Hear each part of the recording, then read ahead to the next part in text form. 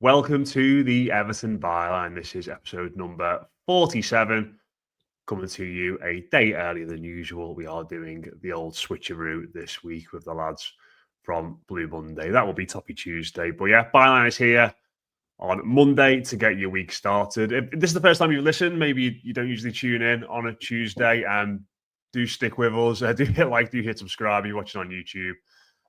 Do hit subscribe and do leave us a rating or a review if you're watching us, you're listening to us even on Apple or Spotify. I am Matt Jones. Joining me as ever is Paddy Boylan. Paddy, how are you? Yeah, very good. We're just speaking off air about my Sunday so far. Just back from seeing the film 28 years later. I'm still not entirely sure whether I liked it or not.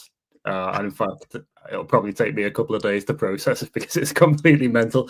So if I say anything that's completely nonsense here, put it down to that. Nothing different there.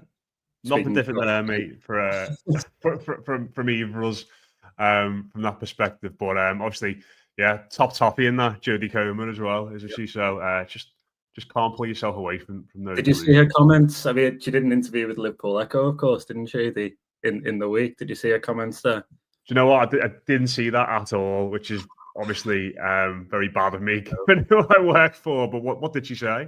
No, so she was asked whether, because obviously her dad, as most people will know, Jimmy, is the first team masseur at Everton.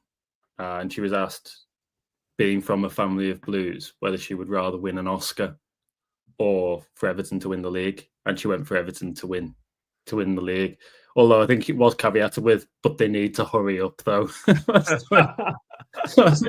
enough, we have been waiting quite a long time for any kind of meaningful success. That's one of those things that you've got to say, Everton, haven't you? If she said win an Oscar, she would have just looked. It was like when Alexander Arnold was asked last year, would you rather win the title or the Ballon d'Or? And he said the Ballon d'Or, and everyone was like, oh, there we go. You know, it's starting. So yeah, from that point of view, maybe she only had Everton as her answer there. Just a reminder before we start today as well, we are sponsored by the Bridewell. If you're watching on YouTube, you can see their logo in the top right-hand corner. And just a message we wanted to share, actually, we got this email in from Rob Fisher, who's the chair of the Everton Fans Forum. Just something that people might want to get involved with. He's messaged us, emailed us at evertonbyline@gmail.com. I just wanted us to share that the FAB voting and Fans Forum recruitment process is live at the moment. The FAB voting process finishes on Thursday night. So yeah, I just wanted to give us a push to get people to vote or get involved if not already. The Fans Forum recruitment is now live looking for new members. That is open until Friday night. Rob said both of these are on the club's website to access and action the above, or via the groups on social media channels. And he said some kind words about the show as well and about Chicago. So you want to get involved in that. Obviously, really important time for the FAB and the Fans Forum with new owners coming into the football club. And you want to have your little say on Everton, a run and all those little things. Do check out the website for that. We'll put a link in the description to it actually as well for both of those things so you can get involved and in touch and potentially have your say, or put yourself forward. So cheers to Rob for giving us a shout on that, and cheers for him on the kind words on the show as well. But Paddy, just we're recording on Sunday night, bit of a different time for us, but good in the sense that earlier today we actually had a bit of major transfer news breaking, and it all ties up quite nicely between from when we recorded last week and when we recorded today, because when we recorded last week, within I think an hour or two of us finishing, big link started around Kyle Walker, and I started to message you being like, we missed it, we've missed the window to talk about that, whether it's a real thing or not. It's a good talking point. It would have been good to discuss on the show. And then obviously 6 days later, just a few hours before we started recording, the links to Kenny Tete emerged, and it feels like it's advancing, or certainly got to a point where it's advanced very quick. So two serious links in the space of a week to two different right backs, but one now feels like it's very much further along than the other. And I think it makes loads of sense. How about you? Yeah, I mean, so I find the right back market in general really interesting this summer, even if we just take the free agent side of the market. off the top of my head, you've got Kyle Walker-Peters, Vladimir Sofal, who Moyes obviously had at West Ham, and Kenny Tete, who has so far resisted offers from Fulham to sign a new deal there. So, I mean, there's 4 pretty well-known right-backs, all with Premier League experience, out on the market right now. Everton, of course, looking for a right-back because Ashley Young has not stayed on. You've also got, I would suppose, uncertainty over Nathan Patterson's future, given how little he was played in the back end of the season. Certainly doubts from Moyes' side, you would guess, from his team selection as to whether Patterson is the right option moving forward. And then you've got Seamus Coleman, who, as of recording on Sunday, has been offered a new deal, but hasn't yet been announced that he's committed to that new deal. So it does feel like Everton need a right back, even with Jake O'Brien being able to play there. I still envisage Jake O'Brien having minutes at right back next season, just looking at the options in the rest of the squad. I don't know about you. I feel a lot better with the Kenny Tete links than I do the Kyle Walker ones. Not just in terms of journalistically what I know about the interest in both of them, and the Tete one feels a lot more tangible right now, but more in the sense that I think he's the right side of 30. I mean, like, very flippantly, I messaged somebody last week when the Kyle Walker link started, and I said it'd be lovely if Everton signed a right back under the age of 30. So, I mean, it's not a great barometer, but Kenny Tete falls on the right side of that line. I think he's a very capable right back. The one question mark you would have over him is his injury record. You look back over his time at Fulham, and a lot of the appearances each season are 20-somethings rather than 30-somethings. So he's had some significant injuries and whatever else, but he's highly regarded. He's played for the Netherlands. I like him in the sense that, first and foremost, he does the defensive side really well, but I also think he's a good crosser of the ball too, from what I've seen. So, I mean, I feel a lot better about this than I would Kyle Walker coming in. Maybe that's just an age thing. But I would stress, as of Sunday evening, I don't think that deal is completely done. I think positive steps have been taken, as has been reported by ourselves, has been reported by others. Fabrizio Romano, with the initial story saying that he'd kind of provisionally agreed a 3-year, I think he say verbally agreed a 3-year deal. I wouldn't discount that being the direction of travel by any stretch of the imagination. In fact, everybody has stood up now the fact that Everton have been in talks with Kenny Tete. But I think we just need to be a little bit careful because it's not quite as advanced as was initially suggested. So yeah, I mean, I would have no problem with this at all. If what Everton do is they say Jake O'Brien can play here, we've still got Nathan Patterson and Seamus Coleman, and Kenny Tete can be a starting right back as well. They then choose to allocate the resources elsewhere. That'll be absolutely fine by me, because I do think there are bigger priorities elsewhere. Yeah, I mean, I've obviously said on this show that I don't want to look at any injury records of any players for signing this summer and wince, and I wouldn't put him quite in that category. Like, he had quite a serious knee injury last year, didn't he, which kept him out for, I think, 3 months, was it? Which was obviously not ideal. But up until that point, the injuries he'd had were the space of ranging between a week and a couple of months. So nothing really major. So you hope he can sort of bounce back from this one, and he'll just about be all right. But as a player, whenever we've played against him, and be it when Lyon came to Goodison, or we played them in the Europa League for Fulham, he just seems somebody who, I never really remember an Everton winger getting loads of change out of him at all. Even when Richarlison played up against him at times, we had other. We've been all right at left wing, haven't we? In the main, Danny, it's been one of our better positions. It's always felt like he's just been really good at shutting that side down. Good one-on-one defender. Yeah, and just he just seems to be able to take the ball off wingers pretty easily. And I think with Fulham, a lot of the focus is on Robinson, isn't it? On the other side, who's obviously a really good player and gets forward and maybe offers a bit more of a threat that way. But I think Tete probably gets a little bit overlooked just because of how direct and how dynamic Robinson is. And I think for where we are as well, and like, listen, me and Rob were speaking about this on over the weekend on the transfer show in regards to what type of right back do Everton need for the way in which they're playing now. And I think if we're going to sort of take the blueprint from last season, where your right back is kind of sometimes the third centre back, or sometimes just holds position as the right back and doesn't really get forward as much, then your priority for that position is someone who's solid at the back and can defend. And I think that's probably why O'Brien did so well in that position at times last season. And then your left winger, so your left wing back and your right winger kind of become the width on those sides. So maybe we need to get someone who's a bit better going forward on the left. On the left, Mikolenko, that's a different chap. But if you want someone to just to sort of plug that gap on the right hand side to mirror the blueprint from last season, then I think he makes a lot of sense. And like of those four players that you mentioned there, Kyle Walker Peters, Soufal, and Tete, I think if you're talking purely about who's the best right back right now, I'd probably say he's the best of those four. I don't think there's loads in it between him and Walker Peters and Soufal. I think Walker's probably dropped off maybe to a level below them. But I think if you ask me, like right now, if you've got a game tomorrow, you need a right back. You've got one of those four to pick.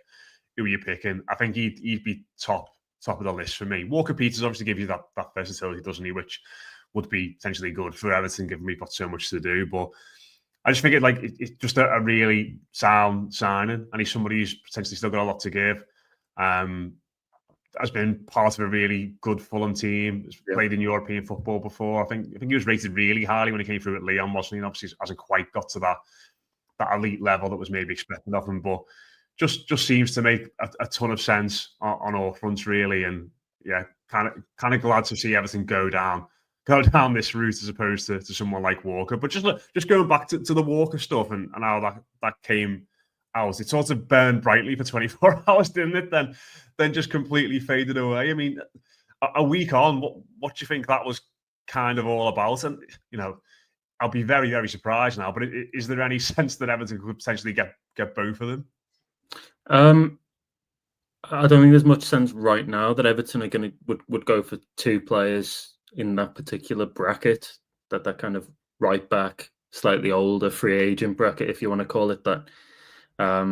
You're right that people went very hard at the Kyle Walker stuff, and I found it a little bit surprising when I, as ever, see something from elsewhere and then start to looking into it myself. I mean, what I was getting back very quickly, and I know all the journalists have had this as well, but what I was getting back very quickly was this sense that no, this is not something we're actively pursuing. So we're a little bit surprised this is in the public domain. I mean, my guess, most of these things, and I'm not going to categorically say it for the Kyle Walker incident because I don't know, but most of these things from my experience, tend to come from agents and agencies trying to alert the market to the fact that their client is available. So, I mean, very quickly after the Everton link, you then had Fenerbahce mentioned. Kyle Walker obviously has been on loan at AC Milan, but is going back to Manchester City, I think, and don't think he's going to be part of the picture moving forward. So he will need something. So I don't think it was a definitive no from Everton, but certainly it was a bit more of we're a little bit surprised because we're not actively pursuing this, and it feels like, I think that the sense was that they were being used a little bit in terms of what's going on. Don't have this with Tete. I do think it's there for them if they want to push the button on this and do it. And I think there's probably decent sense in doing that based on what we've both said. It's funny, Matt, because we've spoken about those four right backs and you sort of started to rank them. My question before we came on was going to be, I want you to give me, in terms of priorities, 1 to 4, just from those four, not including any others, because there's loads of other good right backs on the market that you could pay good money for. But I actually have Tete at the top of that 4 player list. And I would have Kyle Walker Peters second for his versatility. Yeah. Kyle Walker would be 3rd or 4th with Soufal. I'm sure he'd do fine so far, but not particularly enamored with him. Would that be yours as well? Yeah, definitely. And I thought that, like, people might just think we're just saying this with hindsight, but when that story came out, and I think it was The Guardian, wasn't it, who cited the four of them as options, like that's immediately what I thought. Like, it kind of felt like Tete would be the best right-back sign out of all of them. But then obviously with Walker Peters, like I said, you've got that versatility factor. But yeah, it just makes sense, doesn't it? Like I think when it comes to defensive fullbacks, there's maybe not loads more to say, but it just feels very, very sensible. And if we can get him in, I'm sure you'll be on a healthy wage. Don't get me wrong, but he's Premier League proven. He's Dutch international, as you said. And if Everton are going to sign these players who are free agents, then they're going to effectively be on big money because of their status in the market at the moment. So hopefully that means that, like, again, from a PSR perspective, we've got a few questions about that we're going to discuss. Like, that means that there will be a little bit more room as well in regards to filling up other positions. But just wanted to ask you about something you said there about agents and the Walker stuff, and maybe not like talking about that incident in particular. Maybe actually using it as an example, because like when people say that, like, I do find it mad that like people in football don't know that, like, Kyle Walker, like, it's not like a player that everyone's kind of forgotten about. Like, he started the season with the champions as their captain, who just won the 4th league in a row. He went to AC Milan, one of the biggest clubs in Europe. He's still in the England squad. Like, I just wonder, like, from your perspective, and obviously working in this industry, like, is that actually a thing where an agent will feel like, I need to link this player to club X just to remind everybody that he is still a thing and he is still out there? Because I'm sure if a club want Kyle Walker this summer, it's not going to be based on one of their execs or scouts looking at Twitter and going, "Oh God, I forgot about him." Surely there'll be a bit more research and thinking going into that. Yeah, well, I mean, you're right, and I guess the point to make there is that we're talking less about signposting that he's available and more applying pressure effectively along the lines of, well, this guy's about to go here, so if you're going to move for him, you need to move now. I think we see it a lot as well with new contracts, players starting to be linked away when actually what they're really after behind the scenes is a new deal, and it's a little bit of pressure being applied on the buyer or the seller or the parent club in an attempt to push something through. So I think it's more that pressure element that this could go soon and this could be out of your hands, which maybe is the intention. But in terms of that market knowledge, I think you'd be right in saying that just about everybody in the footballing world, whether you're a supporter, an agent, club exec, scout, will be aware Kyle Walker, who he is. Most of them will be aware, I would guess, that he's available. I mean, that's why, going back to the Jack Grealish story the other week, when I think we had a report that said something along the lines of Everton are aware of Jack Grealish's availability.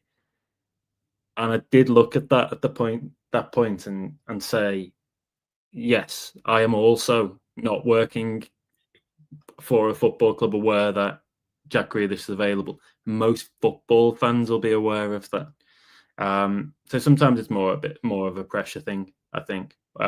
Sometimes it can be a bogus rumour entirely. But I do think this Tete one has legs. I do think it's there for Everton if they want to push the button and do it.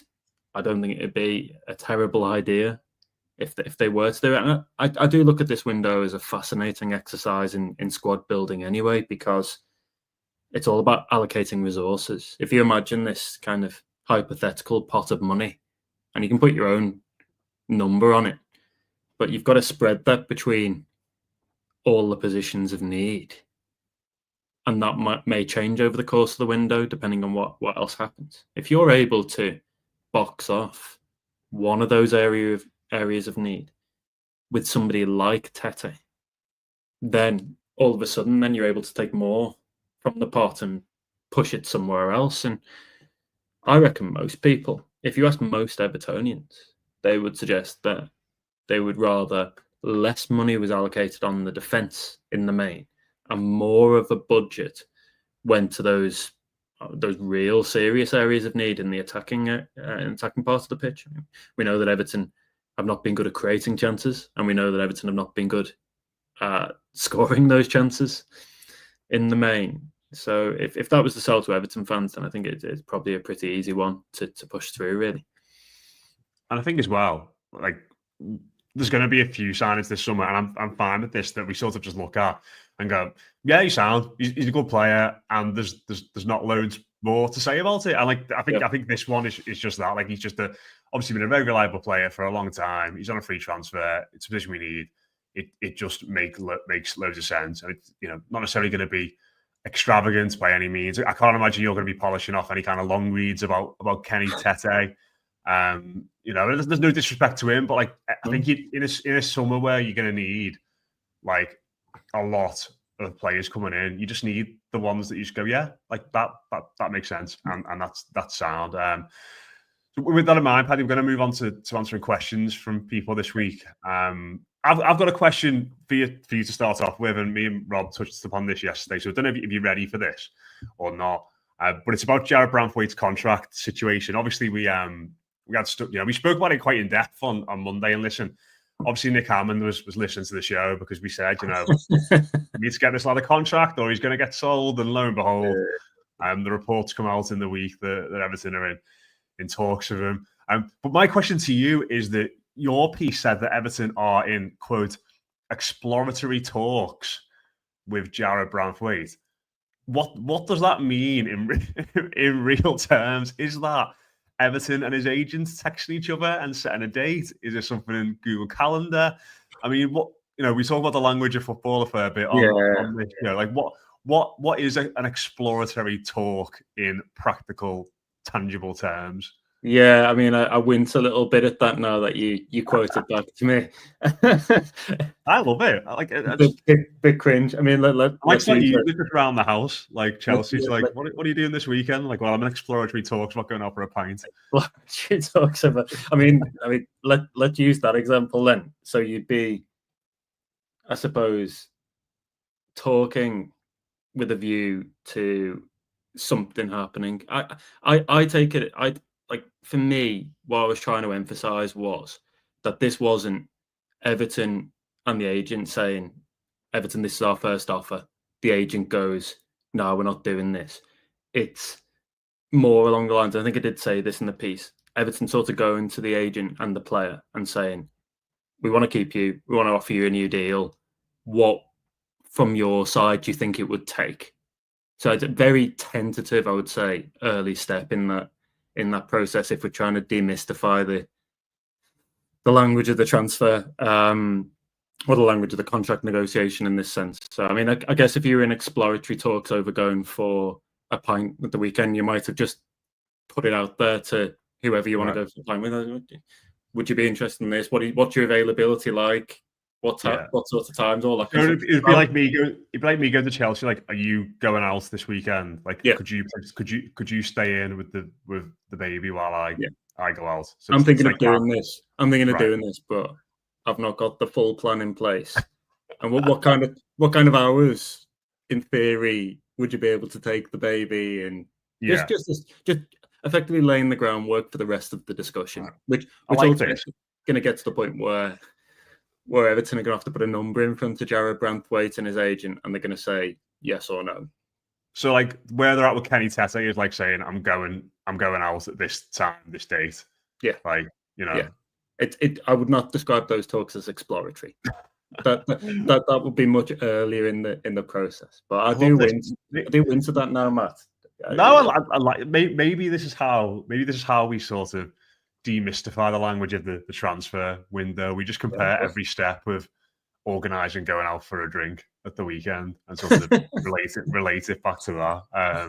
But no, I like it. Obviously that's good news as well. But away from my very silly question, let's go through some of the ones we've had on Blue Sky and on X as well.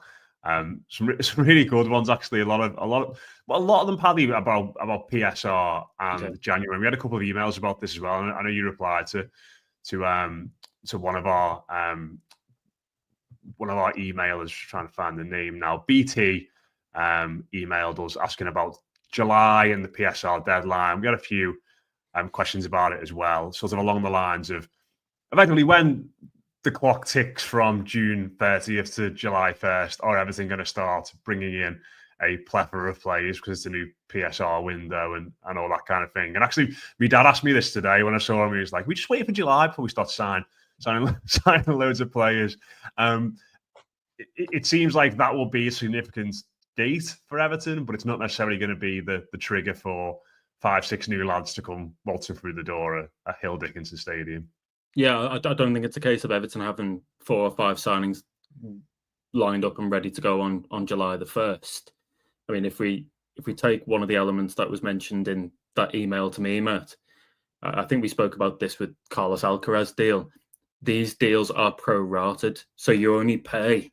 Let's say I think Carlos Alcaraz is joining on June the 30th at the end of his deal with Flamenco. But say Everton were to sign somebody today, Sunday, 22nd of June, they'd only pay for the 8 days, 8-9 days of the contract. So it wouldn't be a huge amount.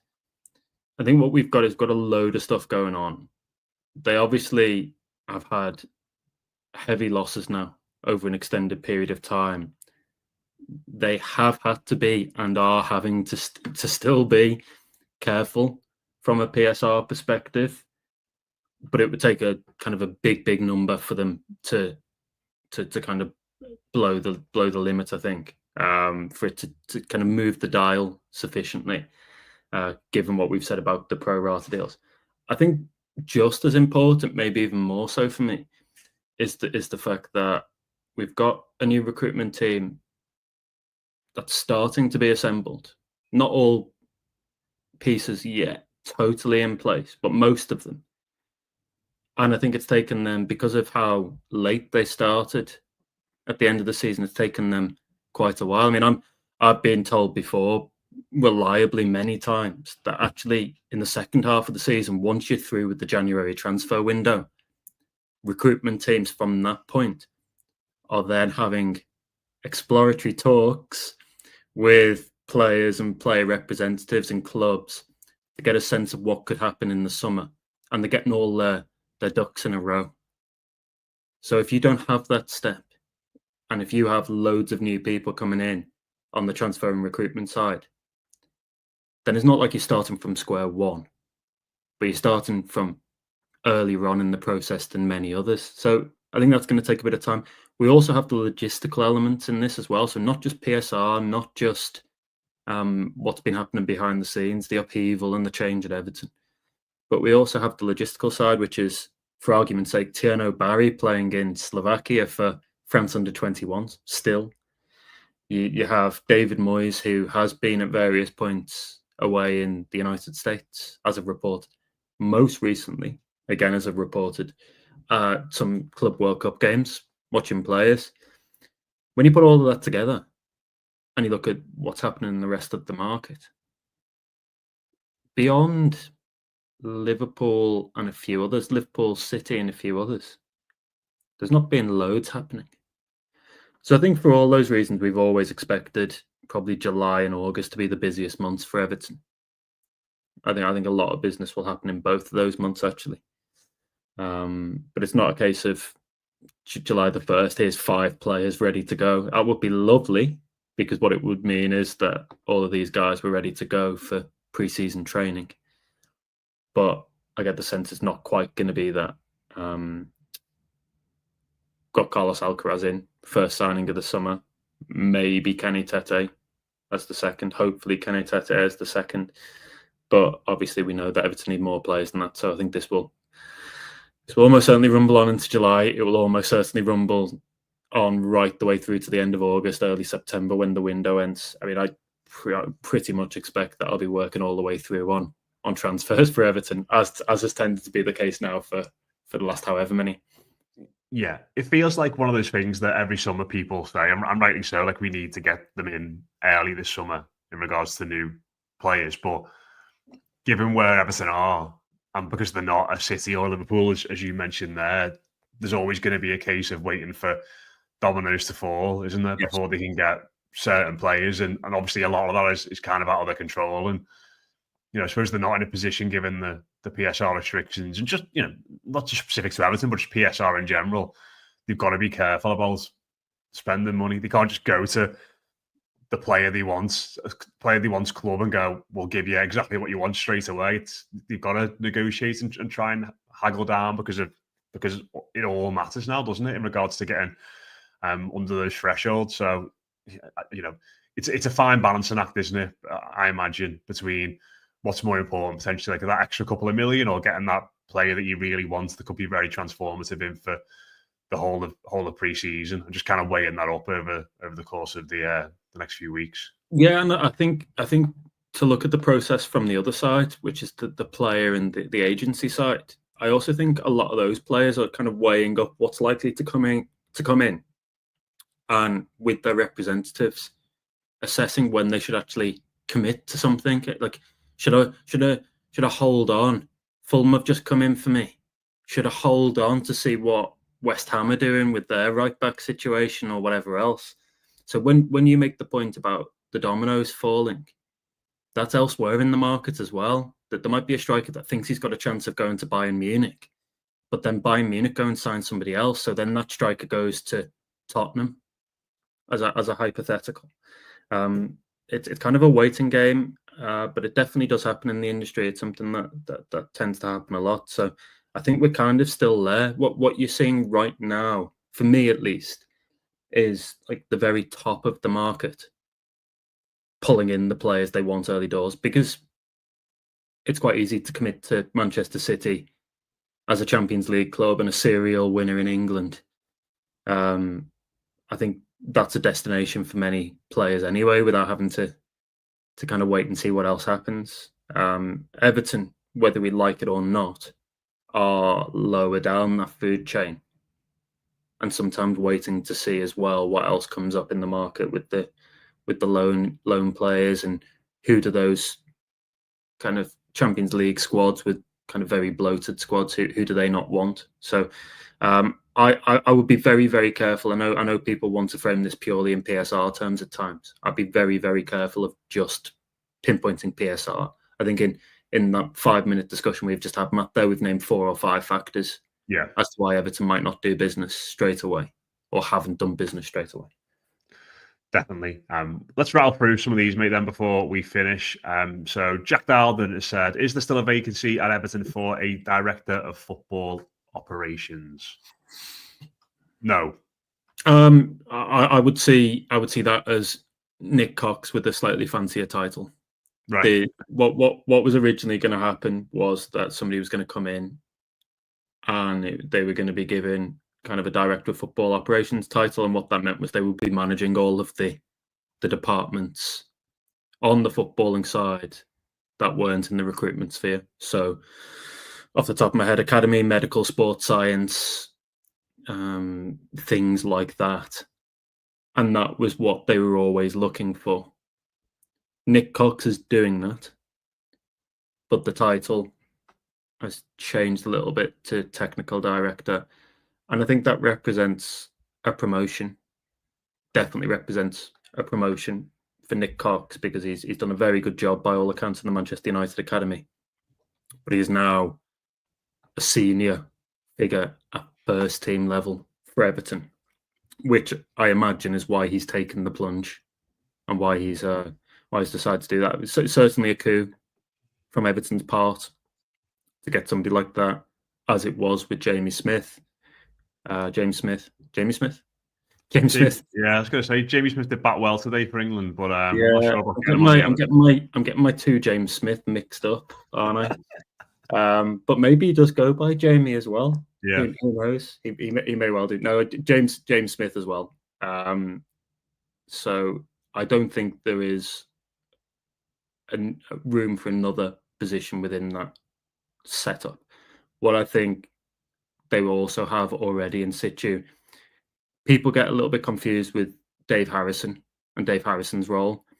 Dave Harrison's role was on that kind of operations logistics side, managing that alone within the setup, not managing the other bits like academy, medical, and everything else. But Dave Harrison's role, when he left, was taken by somebody called Jonathan Williams, who it's not club secretary, but it's similar to that. Jonathan Williams is there and very capable by all accounts. So he will then also help feed into Nick Hammond in that very narrow sphere, and Nick Cox. But obviously Nick Cox will be in charge of a lot of those departments, medical academy. I mean, we know he's because of his kind of academy background at Manchester United, he will help the restructuring of the academy, because the academy's lost a lot of people over the summer, including the academy director, Gareth Prosser. So there's lots for Nick Cox to do. What I don't expect is for him to be like the go-to on the transfer side. I think that it's quite clear that David Moyes is a very key figure in that. Angus Kinnear is there to kind of chair and helm meetings rather than necessarily be the one that says, why don't we go and sign Kenny Tete? And then you've got Nick Hammond trying to do deals and whatever else before James Smith comes in September. I think it's likely to be. So it's all coming into place. Very long-winded way of answering Jack's question and saying, no, I don't think there's a vacancy to be filled now. I think Nick Cox is that man. Wonder if Jack was after that job. Quite fancied putting himself forward for it. Maybe. I mean, it's probably a pretty plum job. Although I would say that if depending on which version of the title you use, if we're talking about like what Nick Cox is going to do, that's going to be quite full on, managing all those departments, very high pressured. Even what Dave Harrison used to do at Everton, purely in the operations sphere, even that I think is pretty high pressure, because it's all kind of where's the team going to go when and how are they going to travel and all that kind of stuff. So I mean, I'm sure it's a plum gig. I'm sure it's well paid, but it would also come with the first sense of pressure too. Yeah. Next question we had was from JM1878, who said, set piece coach, will Moyes be looking for one with Charlie Adam departing? Wasn't really a success under Charlie Adam. I think Moyes, I can't remember the exact terminology he used in one of his press conferences, Paddy, but he said they were something along the lines of bloody awful, the set pieces after a few games, weren't they? Yeah. So I imagine somebody's probably going to look at it again, given he, sort of experimented with it last year, because it feels like most clubs now tend to have one. Yeah, most do. Not all of them. Obviously, Everton didn't before, but that was because Dyche felt that between him, Woney and Stoney, they could do it. So Gary Birtles had told them that they didn't have set-piece coaches back in the day. So would it be too much of a pat on the head to go and offer Dyche the job as set-piece coach? Oh, God. For all intents and purposes, I don't actually think that one of the things he did say was that he actually didn't feel he was the one that should, while he was at Everton, he was the one that should be taking credit for it. He spoke about Wone and Stone, and then he also mentioned the analysts as well. So actually, that was one of the things everyone goes like, Sean Dyche teams are always really good at set pieces. But I think it's because of the setup around him at times there, not necessarily his coaching per se. It's an interesting question. Obviously, there's been very strong rumours about Charlie Adam leaving and wanting to pursue kind of first team management aims again, goals again. It's not been confirmed officially by the club, but I thought it was really telling when Moyes got the job that he basically said from the get-go, we've got this team for now, but I'm going to look at it again in the summer. I think he basically said that in his first press conference when it was announced that Baines was coming with him. Alan Irvine would be joining. I think Charlie Adam at that stage was announced as well. He's obviously wanted to have a set-piece coach, a dedicated set-piece coach within the setup anyway. So provided Adam does leave as expected to go and join another club, then I would expect Everton to look at that either externally or internally. It's a marginal gain, isn't it? It's one of those areas that every club now looks at after Brentford and whoever else, and they think to themselves, if we just get set pieces right, that can give us the edge in some of these games, and it can turn draws into wins. So I think it will be on Everton's agenda this summer, yes. Obviously, Arsenal got a mural of theirs outside the ground. Yeah, that's mad. So thankfully there'll be no Charlie Adam murals outside Hill Dickinson in the future. It didn't seem to go great, did it, last season? I think we can probably say that. But no, but he also Moyes as well. To be fair to him, did say that he felt like a lot of the problem with the set pieces was in the delivery. Yeah, and I think effectively it was none of these are good at delivering a ball apart from Dwight McNeil. So he was injured for a lot of it, wasn't he? Didn't play much. He was injured for a lot of it. So I would suggest that they need some more lads in the squad who can deliver set pieces. Maybe not quite as well as McNeil, but of a similar standard. He is very good, I think, particularly from that right-hand side. So in fairness to Charlie Adam, Moyes, I think, identified that the delivery in particular was not very good. Right, we've got 3 more I wanted to sort of look at here. Mark Godfrey said, with Tete seemingly coming in and Jake O'Brien proving he can play a right back too, is it now likely that Patterson will be sold this summer? Brackets, although we have no chance of recouping anything like a return on our money. Doesn't bode well for him, does it? I think it's probably fair to say. I think that game at Chelsea away last year where he started and Madueke really took him to the cleaners, didn't he, that afternoon? And I think Moyes was asking the press conference, wasn't he, afterwards about how he thought Patterson and O'Brien did, and he just said, "Okay," very, very deadpan.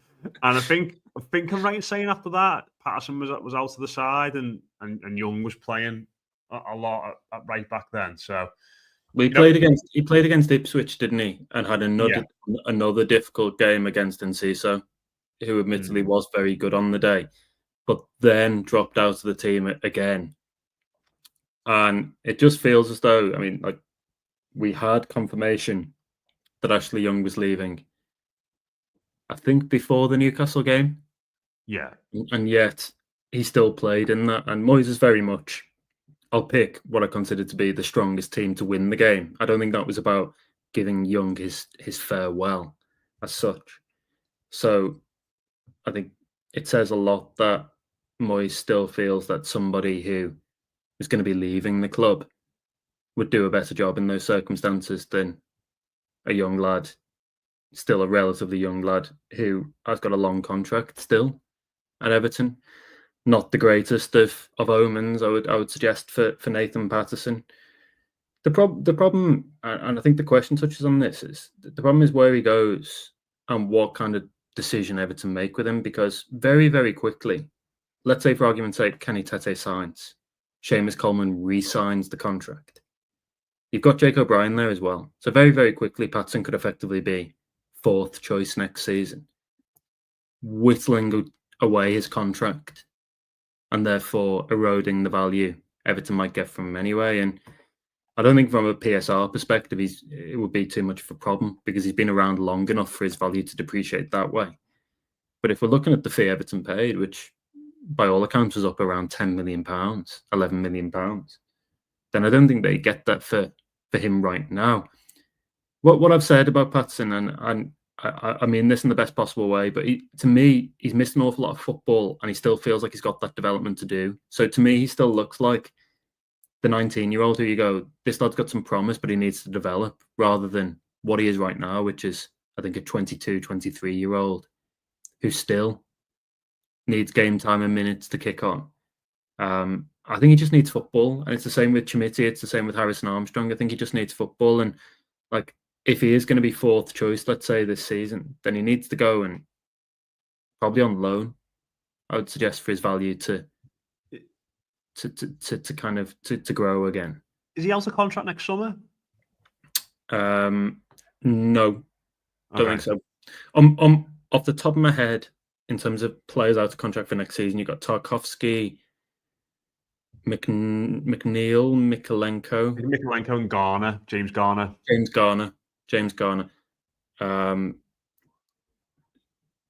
So, I mean, some key players within the setup. I mean, some of them do have, I know James Garner, for example, has a year option. I'd need to check on Dwight McNeil, but most players signed by Kevin Thelwell and his regime do. Right. That was a very common practice. So most of them contained year options. Yeah, some important players there, and obviously we're still to hear definitive outcomes on the other lads that are out of contract this season, at the end of this season, June the 30th. So Dominic Calvert-Lewin, Seamus Coleman. Who else we got in there? Michael Keane as well, and Idris Gueye. So there's an awful lot to do on the contract side as well. I mean, we're going to have to start hearing some updates soon, because then that kind of alters or affects what Everton are going to do in the market. So there's an awful lot here. There's an awful lot to do. I don't envy the people having to manage it all behind the scenes.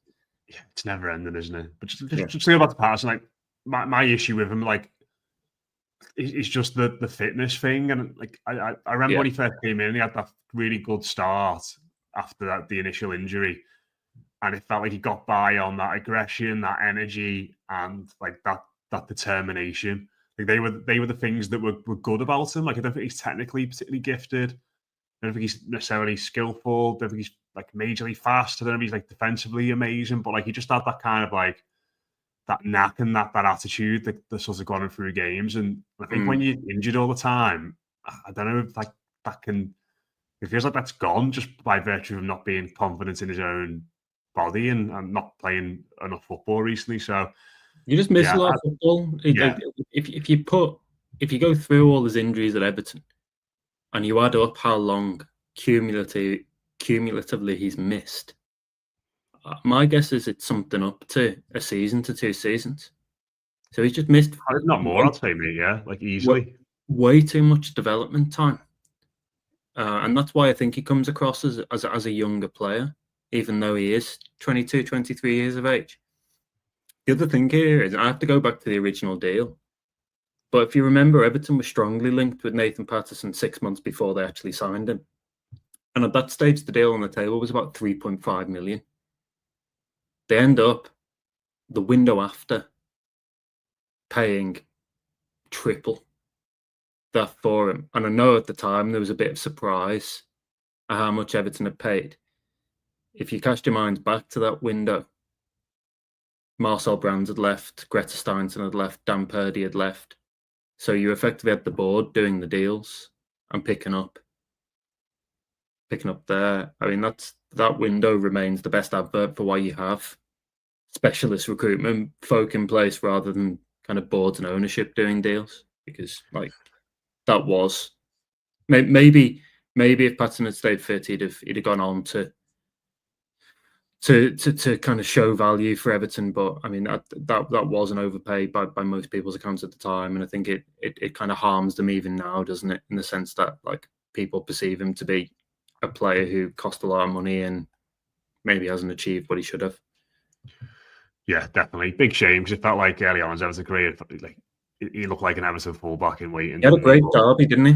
Yeah, it's just not worked out, has it? Like, and I think if they got anywhere near what they paid for him this summer, I won't be surprised if they moved him on at all. But maybe we'll do one or two more, Paddy. We'll just do this one from Andrew Chamberlain, who said, in your and Royal Blue podcasts, there seems to be an increased use of embargoed, in quotes, news stories. How does that work in practice? Who decides that's acceptable?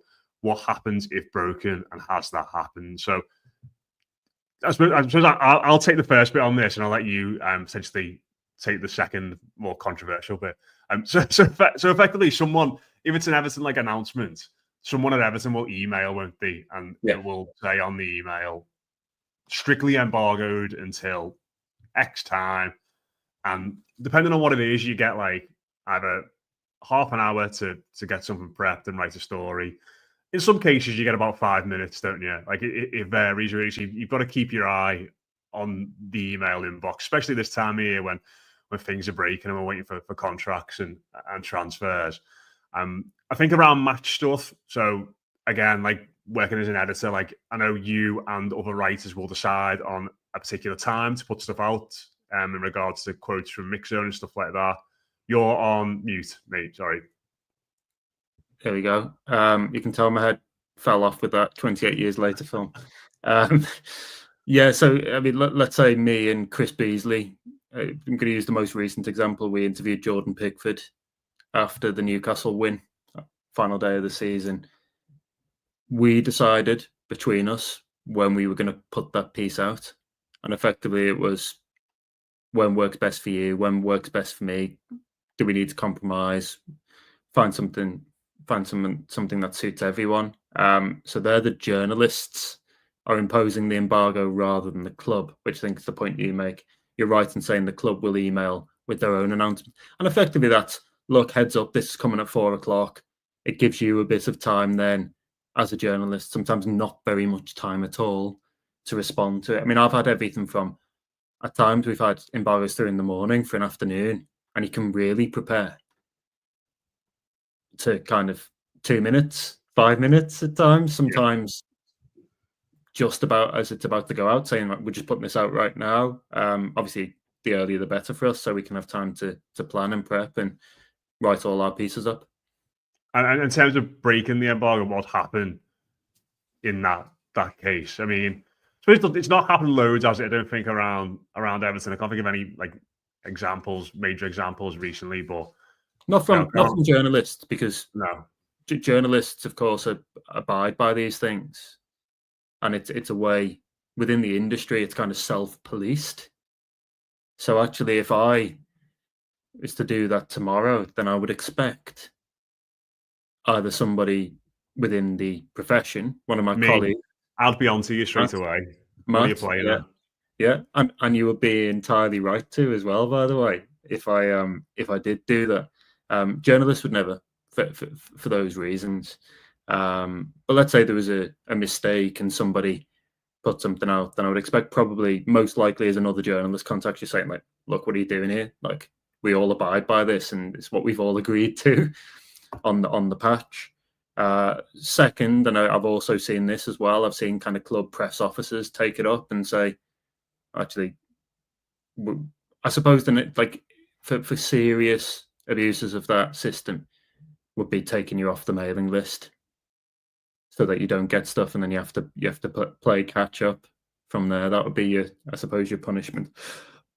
But I'd say within the industry and within the journalism profession, the main outlets, ourselves, the Echo, other people covering Everton, BBC Merseyside, Times, Guardian, it doesn't happen.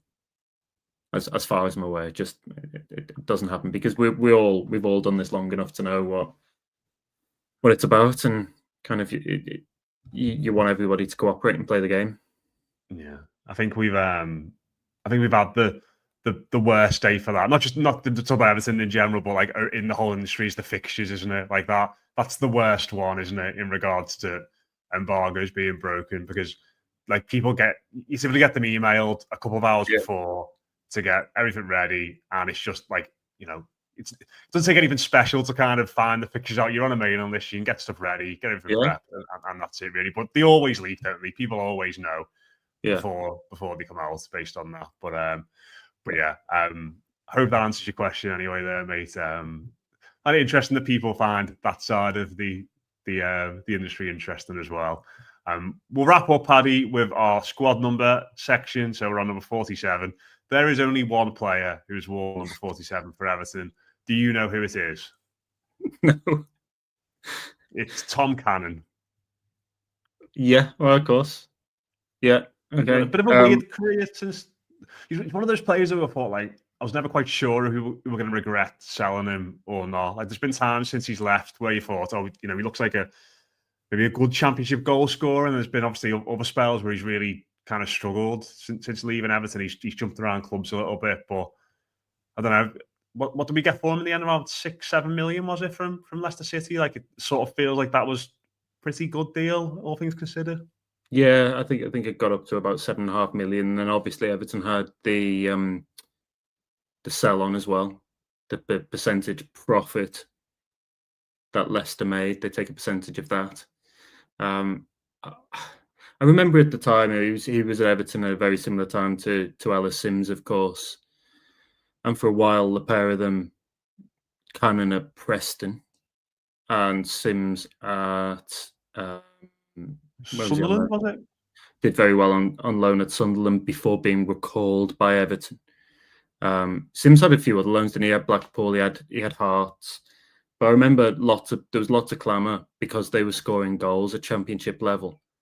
for them to come back and be reintegrated into the first team. And in both cases, I think there were doubts within the club as to whether they had, I suppose, the kind of the all-round game, not just the goals, to make it at the top level. And I mean, it's still relatively early days for both, but I wouldn't say they're banging down the door for a switch to Premier League sides. It would surprise me if either moved to a Premier League club over the summer. Obviously, Tom Cannon very nearly got promoted with Sheffield United. They lost the playoff final against Sunderland, but he wasn't playing much for them after a big money move in January.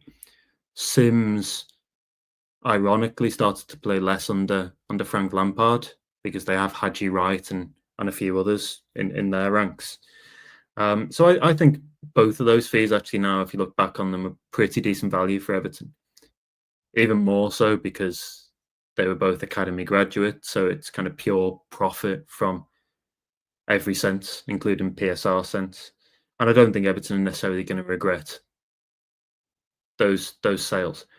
What I would say is obviously wish them both the kind of the very best in their careers. Hope they go on to have really successful careers, and I'm sure they will do at the very least in the Championship. They're both more than good enough to play there, if not slightly higher. So let's see how it goes. I do have kind of faint memories now of Tom Cannon playing in the 47 jersey in Australia and scoring as well. And Isaac Price in midfield playing and doing really well. And I think everybody expected him to get a chance when football kicked off again in the January. It wasn't to be for him either. Actually, I think Price, by the way, of those three, Price, the midfielder, is probably the one to keep most of an eye on because he's doing well for West Brom and is a pretty regular goal scorer for Northern Ireland as well. His national team tends to score really good goals for them. He was an amazing record for Northern Ireland, hasn't he? I think he's like 1 in 3 goal scoring record. Yeah, and hasn't really done that. He certainly didn't do that when he left Everton to go to Standard Liège and in Belgium, and hasn't yet kind of done that for West Brom either. But his career feels like it's kind of on the up, and he's still young enough to push on. So I'd maybe keep an eye on him. I think he's still an interesting player. He was always very highly regarded at Everton, coming through the ranks. He was always the one that people thought had a chance of being a future Premier League player. So keep an eye on him too. Yeah, definitely. We'll wrap it up there, Mix. We've whittled on for nearly an hour there. I thought it was going to be a shorter than usual this week, but as tends to be the case, we just go down rabbit holes. We would have thought we'd end up talking about Isaac Price today.